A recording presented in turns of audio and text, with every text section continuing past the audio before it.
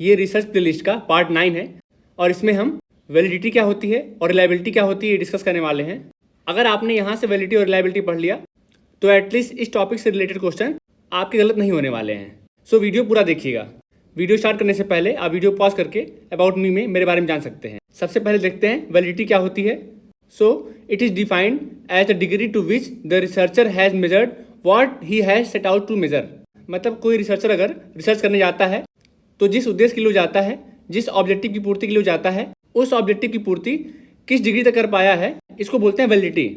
इससे रिलेटेड एक की टर्म है एक्यूरेसी। जब कभी भी एमसीक्यू लगाते वक्त एक्यूरेसी आए तो आप समझ जाएंगे कि वो वैलिडिटी की बात कर रहा है। एक लाइन यहाँ पे दिया हुआ है, validity is are we measuring what we think we are measuring. क्या हम उस चीज़ को नाप रहे हैं जो हमें नापना चाहिए, या फिर जो चीज़ हम नापने के लिए गए थे क्या हम वही चीज़ नाप रहे हैं, इसी को बोलते हैं वैलिडिटी। अगर हम वही चीज़ नाप रहे हैं तो इसका मतलब उसका वैलिडिटी अच्छा है, बट अगर हम वो चीज़ नहीं नाप रहे हैं तो बोल देंगे इसका वैलिडिटी खराब है। सो जो चीज़ हम नापने गए हैं उसको हम कितना एक्यूरेटली नाप रहे हैं, कितना सही तरीके से नाप रहे हैं, हम अपने उद्देश्य से कितना पास जाके नाप रहे हैं, उसको बोल देंगे वैलिडिटी। सो वैलिडिटी का सिंपल मतलब है एक्यूरेसी, मतलब हम कितना एक्यूरेट हैं। अभी हम देखते हैं टाइप्स ऑफ वैलिडिटी। जैसे जैसे हम आगे बढ़ते जाएंगे इसमें वैसे वैसे आपको और क्लियर होता जाएगा कि वैलिडिटी होता क्या है। देखिए वैलिडिटी या फिर रिलायबिलिटी जो हम नापते हैं तो उनका जो मेन थीम होता है वो इंस्ट्रूमेंट होता है। अक्सर हम लोग रिसर्च करते वक्त कोई ना कोई इंस्ट्रूमेंट यूज़ करते हैं, तो वो इंस्ट्रूमेंट कितना वैलिड है या फिर कितना रिलायबल है, उसी का सारा खेल है वैलिडिटी और रिलायबिलिटी में। तो जब भी वैलिडिटी और रिलायबिलिटी आएगा इसका मतलब है कोई ना कोई क्वेश्चन या फिर कोई ना कोई इंस्ट्रूमेंट की बात हो रही है। तो यहाँ पे है फर्स्ट नंबर पे फेस वैलिडिटी। इसका मतलब जो हमने क्वेश्चन फॉर्म किया, इंस्ट्रूमेंट यूज करने वाले हैं अपने ऑब्जेक्टिव की पूर्ति के लिए, क्या वो प्रथम दृष्टया सही है कि नहीं है। देखिए अगर रिसर्च का एग्जाम्पल मैं दूंगा तो आपको बहुत कॉम्प्लेक्स लगने लगेगा और आप अच्छे समझ में नहीं पाएंगे। तो हम एक रियल लाइफ एग्जाम्पल लेके चलते हैं, उसी एग्जाम्पल से सारी वैलिडिटी और रिलायबिलिटी को समझेंगे। इससे आपको समझने में आसानी होगी। बट हाँ, वो रियल लाइफ एग्जाम्पल है, आप उसको रिसर्च से लिंक करने का ट्राई मत करिएगा, बस समझने के लिए हम उसका यूज़ कर रहे हैं। सो मान लीजिए आपको समझना है कि फेस वैलिडिटी होती क्या। तो अपने आप आसपास देखे होंगे जब अरेंज मैरिज होता है तो लड़के घर वाले जाते हैं लड़की देखने। सो जब वो पहली बार जाते हैं तो ऐसा तो है नहीं कि वो लड़की के बारे में सब जान जाएंगे, उसका नेचर कैसा है ये जान जाएंगे, या फिर उसकी पसंद क्या है ये सब वो नहीं जान पाते हैं। सबसे पहले वो जाते हैं और देखते हैं कि एटलीस्ट वो लड़की है कि नहीं है, और लड़की है तो बाहर से देखने में कैसी है, तो उसी को हम बोल देंगे फेस वैलिडिटी देखना। मतलब कि प्रथम दृष्टया क्या वो हमारे उद्देश्य की पूर्ति कर पा रही है कि नहीं कर पा रही है। अब मान लीजिए आपको लड़की देखने जाना था और आप जाके लड़का देखा है, तो इसका मतलब है कि आपका फेस वैलिडिटी ही खराब है। प्लीज़ ये रियल लाइफ एग्जाम्पल है तो इसको आप रिसर्च से मत जोड़िएगा, बस समझने के लिए आपको आसानी हो इसलिए मैंने ये एग्जाम्पल लिया है। नॉर्मली हम रिसर्च में इंस्ट्रूमेंट यूज करते हैं या फिर क्वेश्चन यूज करते हैं एड्रेस करने के लिए कि क्या वो इंस्ट्रूमेंट पहली बार में हमारे ऑब्जेक्टिव से मैच कर रहा है नहीं कर रहा है, उस वे में हम देखते हैं। बस रियल लाइफ एग्जाम्पल मैंने लिया था आपको समझाने के लिए। और मैं यहाँ पे अरेंज मैरिज की बात कर रहा हूँ, बट इसका मतलब ये नहीं है कि मैं उसका सपोर्टर हूँ। मैं इसका बात इसलिए कर रहा हूँ क्योंकि आप आसानी से लिंक कर पाएंगे। नेक्स्ट टाइप है कंटेंट वैलिडिटी।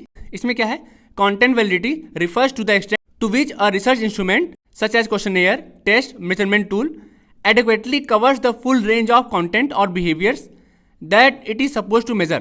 मतलब कोई ऐसा रिसर्च इंस्ट्रूमेंट या फिर क्वेश्चनेयर या फिर टेस्ट या फिर मेजरमेंट टूल जो अच्छी तरीके से पूरे कंटेंट को, पूरे बिहेवियर को कवर कर पा रहा है जिस उद्देश्य की पूर्ति के लिए उसको लिया गया था।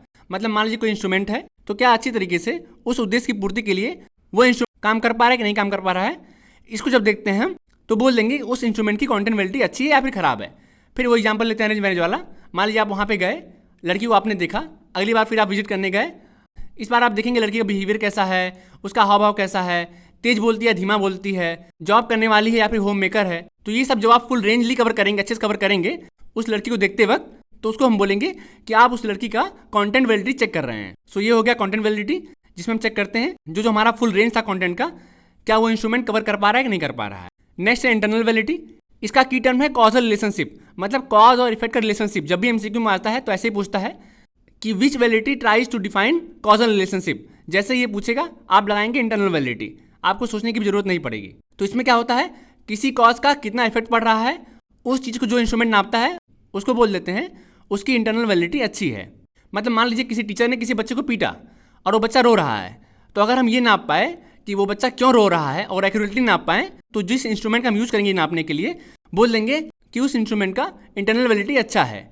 अगर उस इंस्ट्रूमेंट का इंटरनल वैलिडिटी खराब रहेगा तो अच्छे से नहीं नाप पाएगा कि वो बच्चा रो क्यों रहा है, टीचर के मारने की वजह से रो रहा है या फिर डांटने की वजह से रो रहा है या फिर खेल में चोट लग गया तब रो रहा है। नेक्स्ट वैलिडिटी है external validity.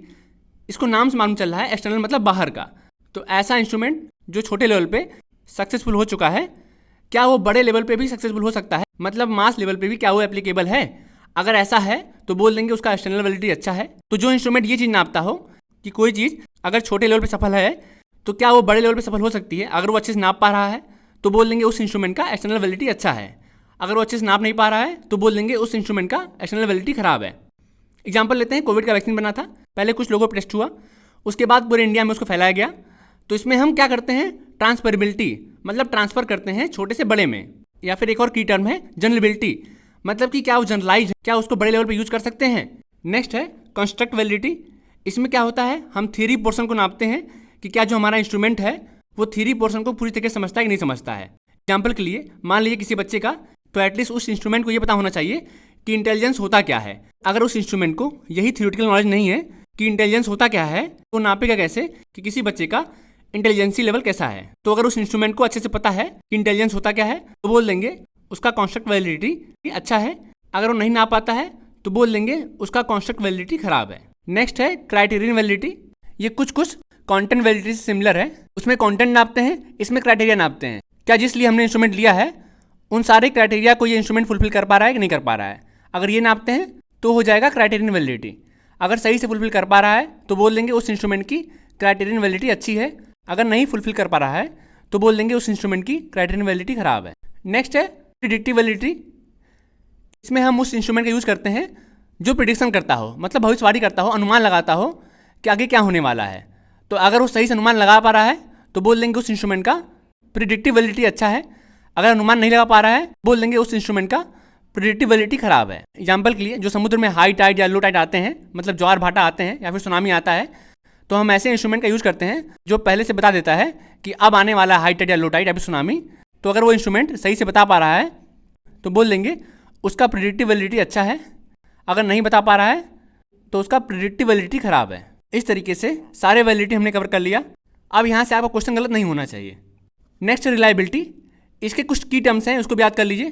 Consistent, predictable, stable, honest. मतलब ऐसा इंस्ट्रूमेंट जो बार बार सेम डाटा दे उसको बोल देंगे उस इंस्ट्रूमेंट का रिलायबिलिटी अच्छा है, मतलब वो कंसिस्टेंट है, मतलब वो लगातार एक ही रिजल्ट देता है। चलिए वो फिर से एग्जाम्पल लेते हैं, अरेंज मैरिज वाला। तो हम लड़की देखने गए थे, इसका मतलब हम वैलिडिटी चेक करने गए थे। अब जब रिलायबिलिटी की बात आती है तो जब वो लड़की घर आएगी तो उसका जो हम नेचर देखे रहते हैं अरेंज मैरिज होने से पहले और मिलने के बाद, अगर उस चीज़ को घर पे आने के बाद भी सेम चीज़ बार बार दोहराती है, मतलब डेली लाइफ में सेम बिहेवियर दिखाती है, तो बोल देंगे उसका रिलायबिलिटी भी अच्छा है, वो लगातार एक ही बिहेवियर को दिखा रही है। एक और एग्जाम्पल है वेट मशीन का। मान लीजिए आप वेट मशीन पर चढ़े, उसने पहली बार में आपको बताया कि आपका वेट 63 किलो है। अगली बार आप चढ़े तो वो बता रहा है 65, अगली बार आप चढ़े तो बोल रहा है 66। इसका मतलब उस वेट मशीन का रिलायबिलिटी खराब है, वो बार बार सेम डाटा नहीं दे रहा है। तो ये होता है रिलायबिलिटी। अब चूंकि हमें पता ही है कि वैलिडिटी और रिलायबिलिटी के लिए हम इंस्ट्रूमेंट यूज़ करते हैं, तो अब वो इंस्ट्रूमेंट रिलायबल है कि नहीं है इसको कैसे जानेंगे। तो कुछ मेथड्स होते हैं जिनके थ्रू हम ये जानते हैं कि वो इंस्ट्रूमेंट रिलायबल है कि नहीं है। पहला मेथड है टेस्ट रीटेस्ट। मतलब कि आप एक टेस्ट को करेंगे, फिर दोबारा से सेम टेस्ट को करेंगे, फिर तिबारा से करेंगे, फिर चौथी बार करेंगे। अगर सेम डाटा दे रहा है वो इंस्ट्रूमेंट, इसका मतलब है कि उस इंस्ट्रूमेंट का रिलायबिलिटी अच्छा है। अगर वो सेम डाटा नहीं दे रहा है तो बोल देंगे उस इंस्ट्रूमेंट का रिलायबिलिटी खराब है। तो टेस्ट रीटेस्ट एक मेथड है जानने का कि कोई भी इंस्ट्रूमेंट रिलायबल है कि नहीं है। एक और मेथड है पैरेलल फॉर्म। इसमें क्या करते हैं, दो इंस्ट्रूमेंट लेते हैं और सेम फिनोमेना को दो अलग अलग इंस्ट्रूमेंट से नापते हैं। बस वो इंस्ट्रूमेंट सेम क्राइटेरिया को नापने वाले होने चाहिए। अगर दोनों इंस्ट्रूमेंट सेम रिजल्ट दे रहे हैं दोनों कंपेयर करने के बाद, तो बोल देंगे हाँ उन इंस्ट्रूमेंट का रिलायबिलिटी अच्छा है। ये हो गया पैरेलल फॉर्म, इसमें दो इंस्ट्रूमेंट होते हैं। अब एक है स्प्लिट हाफ टेक्निक। इसका नॉर्मली हम लोग यूज़ करते हैं किसी का मनोभाव जानने के लिए या फिर किसी का थॉट जानने के लिए, किसी का एटीट्यूड जानने के लिए। तो इसमें क्या करते हैं, क्वेश्चन सेम रहेगा बट उसको अलग तरीके से घुमा के पूछेंगे। तो हमें पता रहेगा आंसर सेम आना चाहिए, बट अगर आंसर सेम नहीं आता है तो बोल देंगे कि रिलायबिलिटी खराब है। अक्सर इसका यूज सीबीआई या फिर ईडी करती है। वो एक ही क्वेश्चन को घुमा घुमा के पूछती है दूसरे तरीके से। अगर सामने वाला बंदा सही रिप्लाई दे रहा है, सेम रिप्लाई दे रहा है, तो ये मान लेंगे कि वो सही बोल रहा है। अगर उसके आंसर में वेरिएशन आता है, वो अपना स्टेटमेंट चेंज कर रहा है, तो बोल देंगे कि उसका रिलायबिलिटी खराब है। तो इसको बोलते हैं स्प्लिट हाफ टेक्निक। मतलब कि सेम एटीट्यूड को नापने के लिए दो अलग अलग क्वेश्चन फ्रेम करेंगे, बट हमें ये पता रहेगा कि आंसर सेम ही आना चाहिए। अब यहाँ पे मैंने रंजीत कुमार की बुक से कुछ टर्म्स हैं जिसको यहाँ पे मेंशन कर दिया है, जैसे कि क्रेडिबिलिटी क्या होती है, ट्रांसफरेबिलिटी क्या होती है, डिपेंडेबिलिटी क्या होती है, कन्फर्मेबिलिटी क्या होती है। बहुत इजीली यहाँ बताया गया है, इसको आप पढ़ लीजिएगा, तुरंत आपको समझ में आ जाएगा। इस तरीके से हमने अच्छे समझ लिया एग्जाम्पल के थ्रू कि वैलिडिटी क्या होता है, रिलायबिलिटी क्या होता है। तो इससे रिलेटेड क्वेश्चन शायद ही आपके कोई गलत हो, बस जाके आपको एमसीक्यू का प्रैक्टिस करना है। इसका पूरा पीडीएफ आपको टेलीग्राम चैनल पे मिल जाएगा, जाके वहाँ डाउनलोड कर लीजिए और लगातार रिवाइज करते रहिए।